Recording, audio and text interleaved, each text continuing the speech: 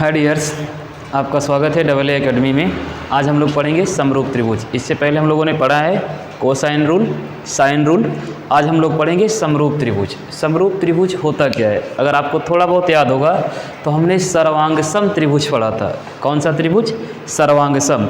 सर्वांगसम त्रिभुज किसे कहते हैं? तो वे त्रिभुज जिनमें तीनों भुजाएं, पहले त्रिभुज की तीनों भुजाएं दूसरे त्रिभुज की तीनों भुजाएं से क्या हो? एग्जैक्ट बराबर हो। अर्थात पहला त्रिभुज दूसरे त्रिभुज को पूरी तरह क्या कर ले? ढक दे। ऐसी आकृतियां क्या कहलाती हैं? सर्वांगसम। मतलब सर्व अंग समान। मतलब पहले त्रिभुज के कोण और भुजा दूसरे त्रिभुज के कोण और भुजाओं को पूरी तरह क्या कर ले? कवर कर ले। कहने का मतलब, इससे पहले हम लोगों ने पढ़ा है कि एक त्रिभुज ABC है, ABC, और वह क्या है? सर्वांगसम त्रिभुज PQR। सर्वांगसम त्रिभुज PQR, जिसमें इस त्रिभुज का जो क्षेत्रफल होगा इस त्रिभुज के क्षेत्रफल से बराबर होगा। इस त्रिभुज की जो भुजाएं होंगी, जो भुजा होगी वह इस त्रिभुज की भुजा से क्या होगी? बराबर होगी। क्लियर? यानी पहले त्रिभुज की क्षेत्रफल दूसरे त्रिभुज के क्षेत्रफल से पूरी तरह क्या होगा? बराबर होगा। और इन दोनों त्रिभुजों को एक साथ एक के ऊपर एक रख दिया जाए, एक साथ एक के ऊपर एक रख दिया जाए तो पहले त्रिभुज को दूसरा त्रिभुज पूरी तरह क्या कर लेगा? कवर कर लेगा। अर्थात एंगल एंगल को ढक लेगा, भुजा भुजा को ढक लेगा और क्षेत्रफल क्षेत्रफल को ढक लेगा। अर्थात ऐसी आकृतियों को सर्वांगसम त्रिभुज कहते हैं। सर्वांगसम मतलब सर्व अंग समान। सभी अंग क्या होंगे? एक दूसरे के समान होंगे। क्लियर? आज हम लोग पढ़ेंगे समरूप त्रिभुज। समरूप मतलब इसमें क्या होता है भाई? तो समरूप त्रिभुज में मतलब, या ऐसे सीधा सीधा कह सकते हैं कि समरूप आकृतियां किसे कहते हैं? समरूप आकृतियां मतलब दो आकृतियां हों, एक छोटी हो और एक बड़ी हो, लेकिन दोनों दिखने में कैसी हो? देखने में कैसी हो? एक जैसी हो। अर्थात यह भी एक वृत्त है, यह भी एक वृत्त है, दोनों देखने में तो एक ही जैसा है। जब देखने में दो चीज़ें एक जैसी होती हैं तो ऐसी आकृतियों को क्या बोलते हैं? समरूप आकृतियाँ। जैसे अगर हम बात कर लें वर्ग की, यह कोई हमारा वर्ग है, ठीक। अब एक छोटा सा है और एक क्या है भाई? बड़ा है। तो यह दोनों भी आपस में क्या होंगी? समरूप होंगी। अगर हम बात कर लें कि एक आयत हो, यह एक छोटा सा आयत है और यह एक क्या है? बड़ा सा आयत है। अब यह दोनों आकृतियां देखने में क्या है? एक जैसी है। मतलब कोई दो आकृतियां दिखने में एक जैसी होती है। दिखने में क्या होती है? एक जैसी होती है। अगर ये हम वर्ग की बात करें, आयत की बात करें या त्रिभुज की बात करें, किसकी बात कर लें? त्रिभुज की बात कर लें। अगर वह दिखने में एक जैसी है तो वह दोनों आकृतियां क्या कहलाएंगी? समरूप आकृतियां। कौन सी आकृतियां कहलाएंगी भाई? समरूप आकृतियां कहलाएंगी। क्लियर? आई होप आपको समझ में आया होगा कि समरूप किसे कहते हैं। समरूप मतलब एक समान रूप। देखने में दोनों लोग कैसे लगेंगे? बिल्कुल हूबहू एक जैसे लगेंगे। बस अंतर क्या होगा? हो सकता है कि कोई आकृति बड़ी हो और दूसरी वाली क्या हो? छोटी हो। और एक कंडीशन, अगर हम बात करते हैं समरूप त्रिभुज की, तो समरूप त्रिभुज में यह जो पहला कोण होगा दूसरे त्रिभुज के पहले कोण से बराबर होगा। पहले त्रिभुज का दूसरा कोण दूसरे त्रिभुज के दूसरे कोण से बराबर होगा। पहले त्रिभुज का तीसरा कोण दूसरे त्रिभुज के तीसरे कोण से भी बराबर होगा। अर्थात समरूप त्रिभुज में AAA कंडीशन चलता है। समरूप त्रिभुज में AAA यानी एंगल एंगल एंगल। पहले त्रिभुज के तीनों कोण दूसरे त्रिभुज के तीनों कोण से क्या होंगे? बराबर होंगे। पहले त्रिभुज के तीनों कोण दूसरे त्रिभुज के तीनों कोण से बराबर होंगे। ऐसी त्रिभुज या ऐसी आकृतियां समरूप आकृतियां कहलाती हैं। क्लियर? चलिए देखिएगा। मान लेते हैं कि एक त्रिभुज है जिसका नाम ABC है। एक त्रिभुज ABC है, ठीक। त्रिभुज ABC में हमने भुजा AB के मध्य बिंदु, हमने भुजा AB मान लेते हैं कि यदि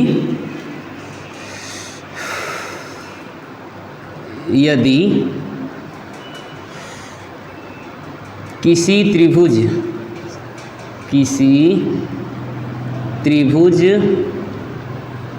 ABC में भुजा भुजा AB,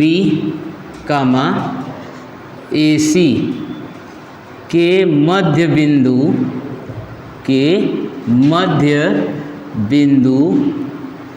क्रमशः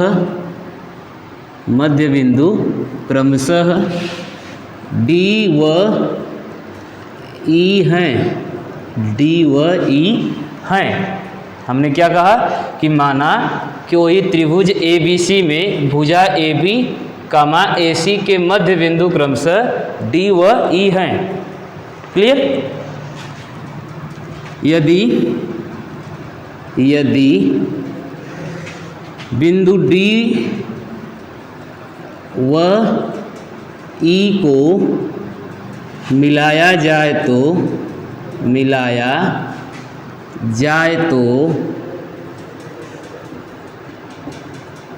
जाए तो त्रिभुज ADE समरूप त्रिभुज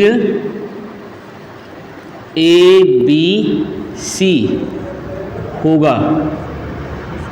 क्लियर?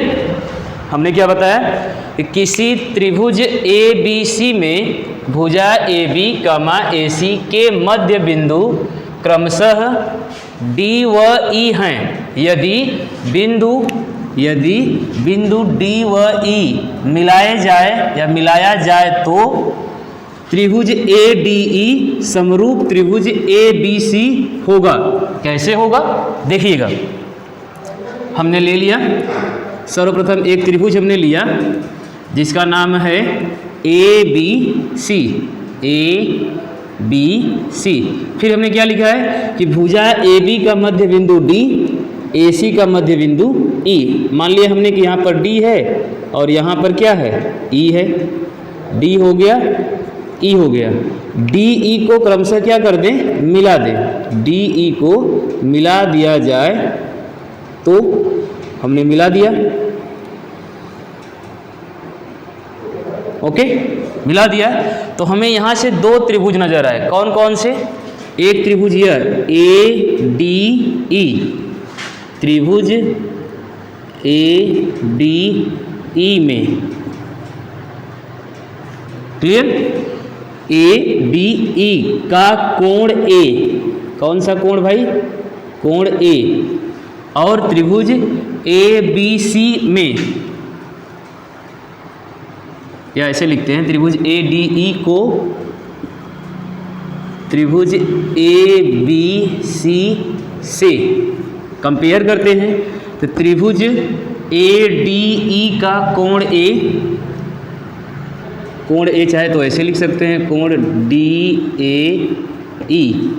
क्लियर? बराबर होगा त्रिभुज ABC के कोण A से, अर्थात कोण BAC बराबर होगा। या हम कह सकते हैं कि दोनों में एंगल A और एंगल A क्या होगा? कॉमन होगा, उभयनिष्ठ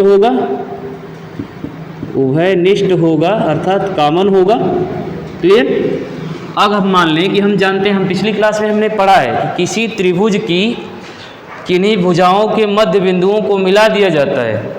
इससे पहले हमने क्लास ली थी कोसाइन रूल में, अगर आपको याद होगा, या साइन रूल से पहले हमने आपको बताया था कि अगर कोई त्रिभुज ABC है, उसके भुजा AB का मध्य बिंदु D और भुजा AC का मध्य बिंदु E को आपस में मिला दिया जाए तो जो हमारा DE होगा, जो भुजा DE होगी यह समांतर होगी BC के, और यह भुजा जो DE है यह हाफ होगी, आधा होगा BC के। इस चीज़ को हमने पिछली क्लास में देखा है कोसाइन से पहले कि किसी भी त्रिभुज ABC में भुजा AB का मध्य बिंदु D, भुजा AC का मध्य बिंदु E को मिला दिया जाए तो यह भुजा जो बनेगी यह BC के क्या होगी? समांतर होगी। क्लियर? और DE भुजा BC का क्या होगा? हाफ होगा। क्लियर? स्पष्ट है? अब देखिएगा, दो समांतर रेखाओं को एक तिर्यक रेखा प्रतिच्छेद करे। दो समांतर रेखाओं को, यहाँ पर समांतर रेखा कौन है? एक तो समांतर है DE और एक है BC। इन दोनों समांतर रेखाओं को एक तिर्यक रेखा जिसका नाम हम ले लें AB है, अर्थात यह हमारी D है और यह हमारी B है, और यहाँ पर एक तिर्यक रेखा है जो इसको क्या कर रही है, प्रतिच्छेद कर रही है, प्रतिच्छेद कर रही है ना। तो यहाँ पर जो एंगल बनेगा, यह वाला जो कोण बनेगा, अगर इसका हम नाम दे दें यह 1 और इसको 2 कर दें, तो यह कोण 1 बराबर होगा कोण 2 से। किस नियमानुसार बराबर होगा, तो संगत कोण के नियमानुसार। किस कोण के नियमानुसार भाई, संगत कोण के नियमानुसार। कभी भी दो समांतर रेखाओं को एक तिर्यक रेखा जब प्रतिच्छेद करती है तो उस तिर्यक रेखा के द्वारा बना हुआ दोनों कोण आपस में क्या होता है, बना हुआ दोनों कोण आपस में बराबर होता है। क्लियर। अर्थात त्रिभुज ADE का कोण D, त्रिभुज ADE का कोण D बराबर होगा त्रिभुज ABC के कोण B से। किस नियम के अनुसार, तो संगत कोण के नियमानुसार, संगत कोण के नियमानुसार। क्लियर। ठीक उसी प्रकार दो समांतर रेखाओं को एक तिर्यक रेखा प्रतिच्छेद कर रही है, अर्थात यह वाला कोण इस वाले कोण से क्या होगा, बराबर होगा। इसके लिए भी कौन सा नियम, तो इसके लिए भी वही भाई संगत कोण का क्या होगा, नियम अप्लाई होगा। क्लियर। आई होप आपको समझ में आया होगा। देखिएगा यहाँ पर एक एंगल यह हो गया, एक यह हो गया और एक यह, अर्थात ट्रिपल A की कंडीशन से यह दोनों त्रिभुज क्या हो गए, समरूप त्रिभुज सिद्ध हो गए। ट्रिपल A की कंडीशन से त्रिभुज ADE समरूप त्रिभुज ABC। क्लियर। कौन सी कटौती है या कौन सी कंडीशन है, ट्रिपल A पहले त्रिभुज के तीनों कोण दूसरे त्रिभुज के तीनों कोण से क्या है, बराबर है। अर्थात एंगल एंगल एंगल, पहले त्रिभुज के तीनों कोण दूसरे त्रिभुज के तीनों कोण से बराबर हैं। यह दोनों आकृतियां क्या होंगी, समरूप आकृतियां होंगी। आई होप आपको समझ में आया होगा। आप चाहे तो इसका स्क्रीनशॉट ले सकते हैं। क्लियर। चलिए आइए देखते हैं, आप लोगों ने स्क्रीनशॉट ले लिया होगा। इससे पहले हमने बताया कि अगर कोई त्रिभुज समरूप त्रिभुज है तो उसमें कंडीशन क्या है, हमने प्रूफ भी कर दिया, सिद्ध भी कर दिया कि कोई दो त्रिभुज आपस में समरूप कैसे होंगे। इसमें हम कुछ 2-3 नोट पॉइंट लिखेंगे। इसमें पहला पॉइंट है, यदि दो त्रिभुजों की संगत भुजाएं समानुपाती हों तो त्रिभुज समरूप होते हैं। यानी अगर दो त्रिभुज हैं, जैसे कोई दो त्रिभुज है, पहला त्रिभुज ABC और दूसरा त्रिभुज PQR, दो त्रिभुजों की संगत भुजाएं समानुपाती हों तो त्रिभुज समरूप होते हैं। मतलब भुजा AB अपान PQ बराबर भुजा AC अपान PR बराबर भुजा BC अपान QR। अगर यह कंडीशन है दोनों त्रिभुजों में, कह रहा है कि यदि दो त्रिभुजों की संगत भुजाएं समानुपाती हों तो त्रिभुज समरूप होंगे। अर्थात इस भुजा का अनुपात इस भुजा के अनुपात से, मतलब AB अपान PQ, AC अपान PR, BC अपान QR हो तो यह दोनों त्रिभुज आपस में क्या होंगे, समरूप होंगे। क्लियर। चलिए दूसरी कंडीशन, किन्हीं भी दो त्रिभुज जिसमें त्रिभुजों के कोण भुजाएं और क्षेत्रफल समान हो वह समरूप त्रिभुज कहे जाते हैं। मतलब अगर कोई दो त्रिभुज हैं, मान लेते हैं कि एक त्रिभुज ABC है और एक क्या है PQR है, दो त्रिभुज हैं।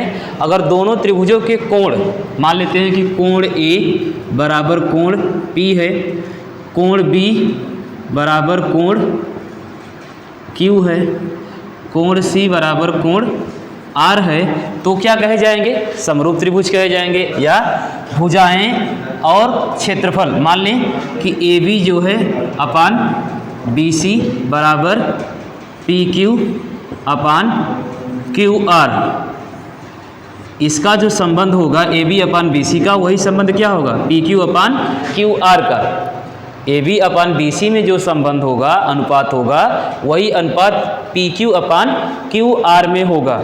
अगर ऐसी भी कंडीशन है तो वह दोनों त्रिभुज क्या होंगे, समरूप होंगे या दोनों के क्षेत्रफल बराबर हैं। मान लें कि एक समद्विबाहु त्रिभुज है, एक समद्विबाहु है और एक समकोण है, लेकिन दोनों का क्षेत्रफल क्या है, इसका भी 36 वर्ग सेमी है और इसका भी 36 वर्ग सेमी है, तो भी ये दोनों आकृतियाँ क्या होंगी, समरूप होंगी। क्लियर?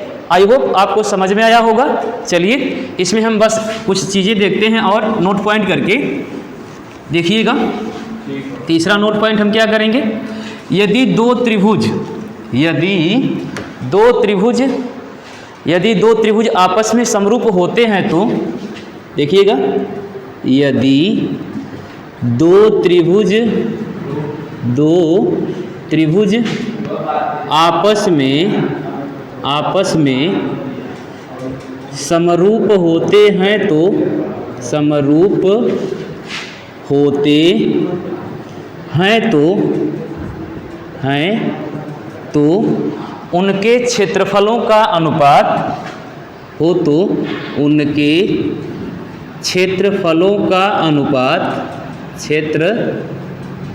का अनुपात उनकी संगत भुजाओं के क्षेत्रफलों का अनुपात उनकी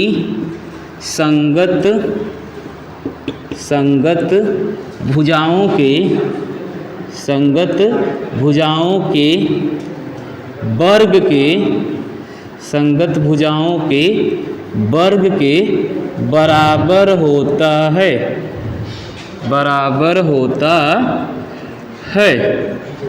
क्लियर?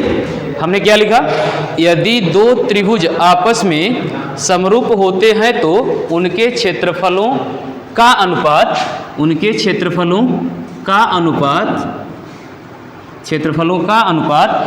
संगत भुजाओं के वर्ग के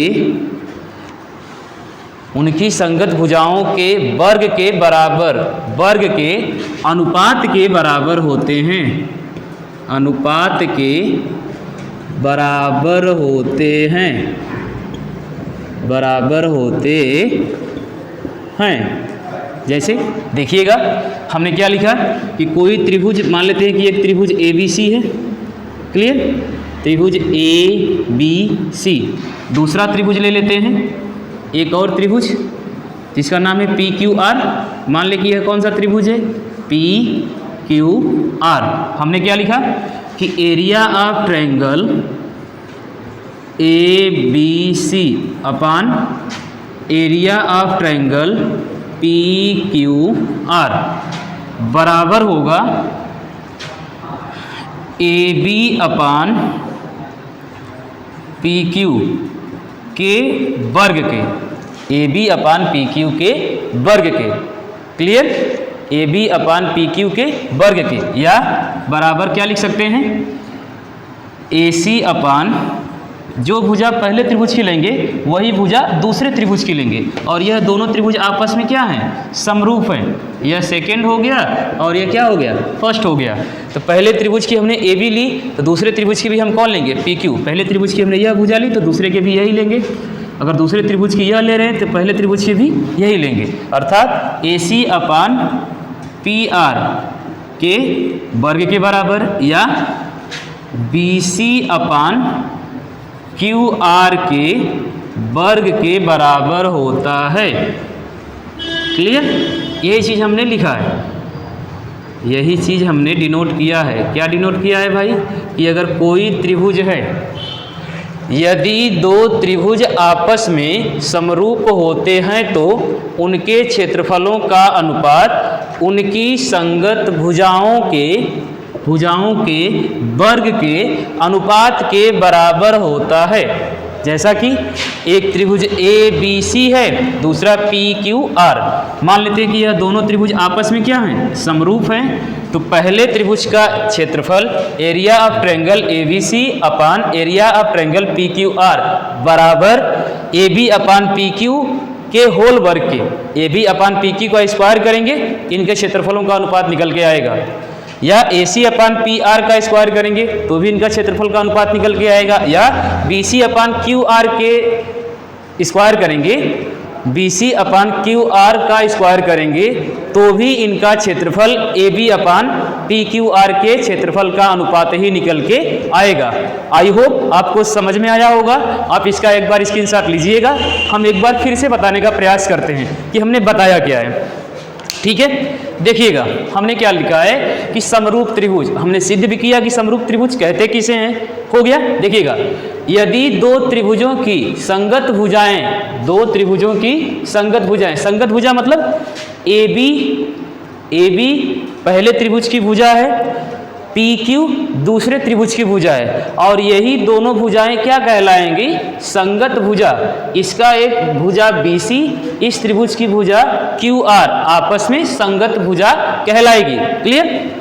यदि दो त्रिभुजों की संगत भुजाएं समानुपाती हो तो त्रिभुज समरूप होते हैं, अर्थात AB अपान PQ बराबर AC अपान PR बराबर BC अपान QR है तो यह दोनों त्रिभुज क्या होंगे, समरूप होंगे। पहली कंडीशन। या दूसरी कंडीशन, किन्हीं भी दो त्रिभुज जिसमें त्रिभुजों के कोण, भुजाएं और क्षेत्रफल समान हो वे समरूप त्रिभुज कहलाते हैं या कहे जाते हैं। अगर कोई त्रिभुज एक है और उसके बगल में दूसरा त्रिभुज है, दोनों त्रिभुज का कंपेयर करेंगे, तुलना करेंगे, तो पहले त्रिभुज के तीनों कोण दूसरे त्रिभुज के तीनों कोण से बराबर हो गए, एग्जैक्ट वही डाटा आया जो पहले त्रिभुज में आया, दूसरे में भी वही आया, तो भी वह दोनों क्या होंगे, समरूप होंगे। दूसरी कंडीशन, पहले त्रिभुज की तीनों भुजा दूसरे त्रिभुज की तीनों भुजा से क्या हो गई, बराबर हो गई, तो भी वो क्या हो जाएगा, समरूप हो जाएगा। क्षेत्रफल भी बराबर हो जाए तो भी क्या हो सकता है, समरूप हो सकता है। लेकिन सदैव क्षेत्रफल बराबर होगा तो समरूप होने के चांस कहीं कहीं पर नहीं होते, हालांकि हम लोग सवाल में देखेंगे। ठीक है, तो आई होप आपको समझ में आया होगा। यह लास्ट पॉइंट हमने क्या बताया, यदि दो त्रिभुज आपस में समरूप होते हैं तो उनके क्षेत्रफलों का अनुपात उनकी संगत भुजाओं के वर्ग के अनुपात के बराबर होता है। इस पॉइंट को थोड़ा अच्छे से नोट करिएगा, ध्यान दीजिएगा, यह बहुत ही ज़्यादा इम्पोर्टेंट है, इस पर बहुत ज़्यादा क्वेश्चन बना हुआ है। आप चाहे SSC की बात कर लें, चाहे UP पुलिस की बात कर लें, या किसी भी स्टेट एग्जाम की बात कर लें, हर एग्जामों में यहाँ से क्वेश्चन बना है। क्लियर। चलिए अब हम लोग इस पर एक सवाल लगाने का प्रयास करेंगे, एक क्या कई सवाल लगाएंगे। आई होप आप इसका स्क्रीनशॉट ले लिए होंगे। अब इसको हम इरेज करें। चलिए देखिएगा,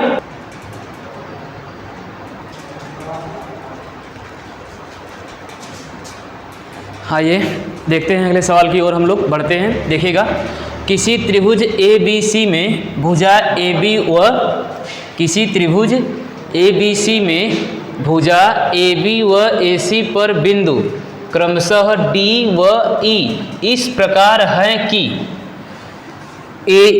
DE समांतर BC। यदि त्रिभुज ABC व त्रिभुज ADE के क्षेत्रफल क्रमशः 121 वर्ग सेमी व 64 वर्ग सेमी है तथा BC का मान 15.4 सेमी हो तो DE का मान ज्ञात कीजिए। अब आपके क्वेश्चन में कभी ये नहीं बोलेगा कि यह दोनों त्रिभुज कौन से त्रिभुज हैं, समरूप त्रिभुज हैं। आपको अपने से गेस करना पड़ेगा, अनुमान लगाना पड़ेगा। देखिएगा, अगर हम इस त्रिभुज मतलब इस सवाल के डायग्राम की बात करें तो कैसा बनेगा।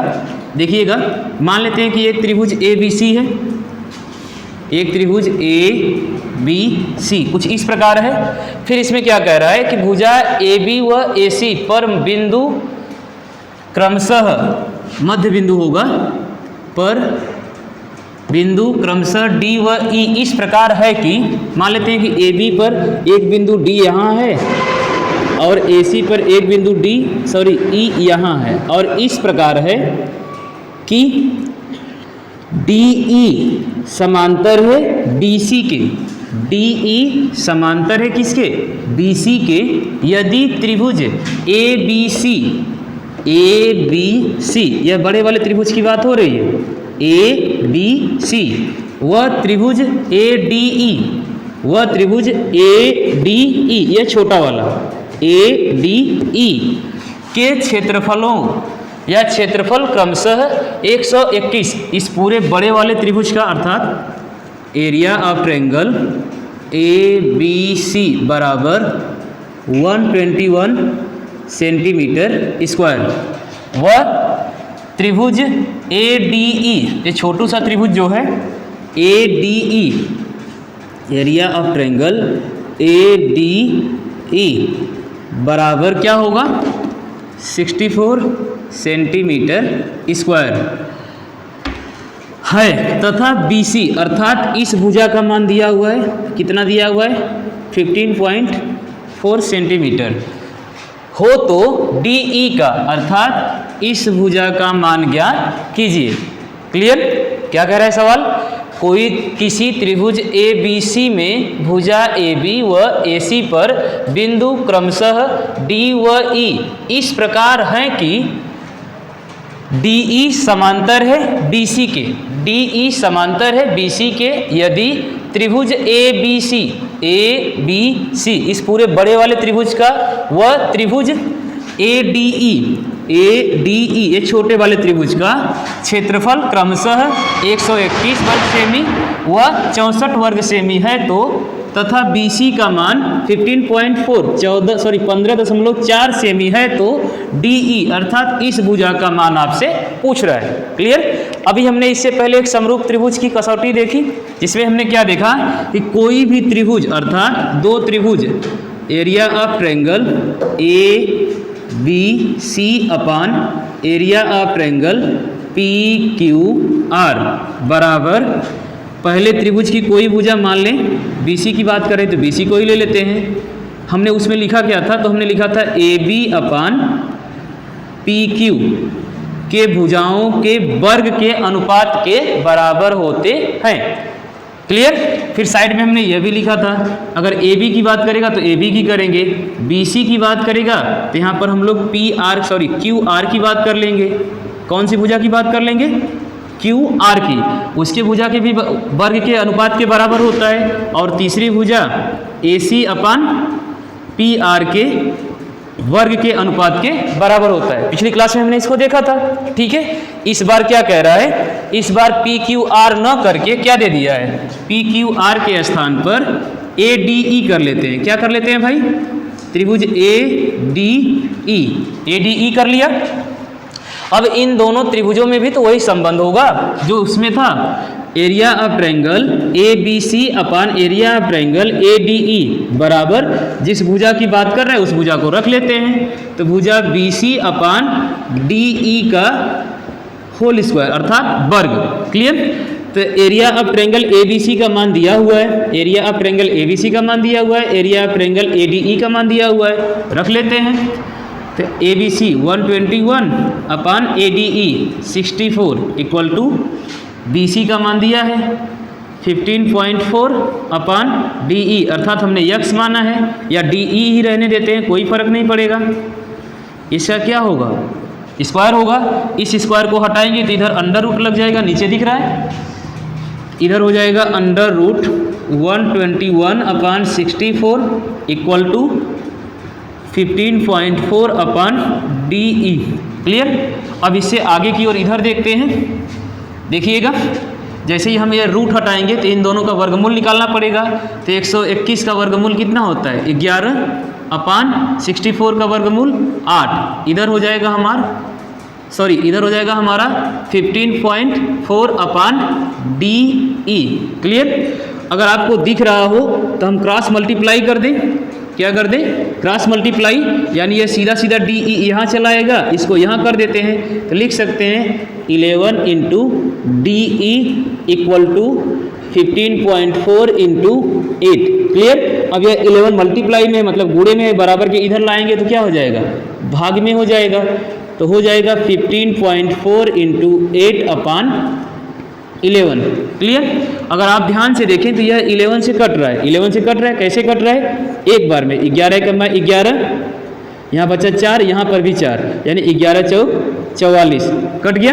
11 का 11 बचा 4, 11 चौक 44, यानी DE इक्वल क्या हो जाएगा? 1.4 इंटू 8 अर्थात 14 मल्टीप्लाई बाई 8। जब इसका इसमें गुणा करेंगे तो कितना आएगा? 8 चौक 32, हाथ में लगा 3, 8 का 8 3 11, एक स्थान पर दशमलव, अर्थात DE का मान कितना आएगा? 11.2 2 सेमी। 8 चौको 32, हाथ में लगा 3, 8 कमा 8 3 11। क्लियर? आई होप आपको ये सवाल समझ में आया होगा। आप चाहें तो इसका स्क्रीनशॉट ले सकते हैं। फिर हम लोग बढ़ेंगे अगले सवाल की ओर। देखिएगा एक बार फिर से दिया क्या इस सवाल में, कह रहा है कि किसी त्रिभुज ABC में भुजा AB व AC पर बिंदु क्रमशः D व E इस प्रकार है कि DE समांतर BC यदि त्रिभुज ABC व त्रिभुज ADE के क्षेत्रफल क्रमशः 121 वर्ग सेमी व 64 वर्ग सेमी हैं तथा BC का मान 15.4 है तो DE का मान ज्ञात कीजिए। इस सवाल का चित्र कुछ इस प्रकार बनेगा। AB के एक पॉइंट पर हम D रख देंगे, AC के एक पॉइंट पर हम E रख देंगे, D से E को मिला देंगे तो BC के समांतर DE खिंच जाएगी। अब इस पूरे बड़े वाले त्रिभुज का क्षेत्रफल दिया हुआ है तो एरिया ऑफ ट्रायंगल ABC और छोटा वाला त्रिभुज एरिया ऑफ ट्रायंगल ADE मान रख देंगे तो ABC का मान 121 वर्ग सेमी और ADE का मान 64 वर्ग सेमी बराबर BC अपान DE। तो BC का मान दिया हुआ है 15.4 तो BC के स्थान पर 15.4, DE का मान हमसे पूछ रहा है पूरे का होल स्क्वायर। अब जैसे इस वर्ग को हटाएंगे इधर तो इधर अंडर रूट लग जाएगा यानी करड़ी लग जाएगी। जैसे ही रूट को हटाएंगे तो 121 का वर्गमूल निकालना पड़ेगा, 64 का भी वर्गमूल निकालना पड़ेगा, अर्थात 11 का वर्ग 121 यानी 121 का वर्गमूल 11 आएगा, 64 का वर्गमूल 8 आएगा बराबर 15.4 बटे DE। क्रॉस मल्टीप्लाई कर देंगे DE का 11 के साथ, 8 का 15.4 के साथ। क्लियर? अब इधर से 11 को डिवाइड कर देंगे, मतलब गुणे में है तो भाग में हो जाएगा, 11 से कटा देंगे, 11 कमा 11, 11 चौक 44 अर्थात 1.4 बार में कट जाएगा। अब 1.4 का 8 में गुणा कर देंगे यानी फिर 1.4 इंटू 8 इक्वल टू हो जाएगा 11.2 सेंटीमीटर। आई होप आज का सवाल आपको समझ में आया होगा। आज के लिए इतना ही, अगले दिन अगली क्लास में फिर से मिलेंगे। आप चाहें तो इसका स्क्रीनशॉट एक बार फिर से ले सकते हैं। धन्यवाद।